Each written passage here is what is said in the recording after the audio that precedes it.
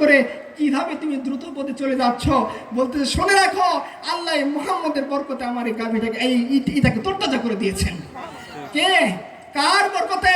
মুহাম্মদ রাসূলুল্লাহর বরকতে। কার বরকতে? হালিমাতুস সাদিয়ার মুখে দুধ আসলো মুহাম্মদ রাসূলুল্লাহর বরকতে।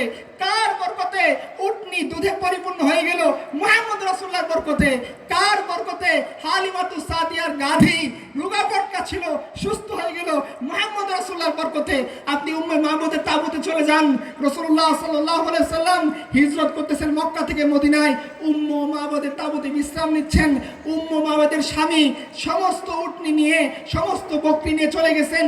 ঘরে একটা রোগা পটকা উটনি রেখে গিয়েছেন, যে উটনিকে দোহন করা যাচ্ছে না, নড়ানো যাচ্ছে না, এত অসুস্থ।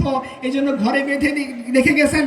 গ্রেজিং ল্যান্ডে নিয়ে যান নাই, গোচারণ ভূমিতে নিয়ে যান নাই, কারণ এই রোগা পটকাকে টানলে হয়তো মরে যাবে, বেঁধে রেখে গেছেন। এরকম একটা একেবারে জীর্ণ শীর্ণ বকরি ছাগলকে, ছাগিকে রাসূলুল্লাহ সাল্লাল্লাহু আলাইহি ওয়াসাল্লাম মাহমুদের তাবুতে যাত্রা করে দিচ্ছেন। রাসূল জিজ্ঞাসা করছেন উম্মে মাহমুদ সাল্লাল্লাহু আলাইহি ওয়াসাল্লাম যে তোমার কাছে কি কোনো খাবার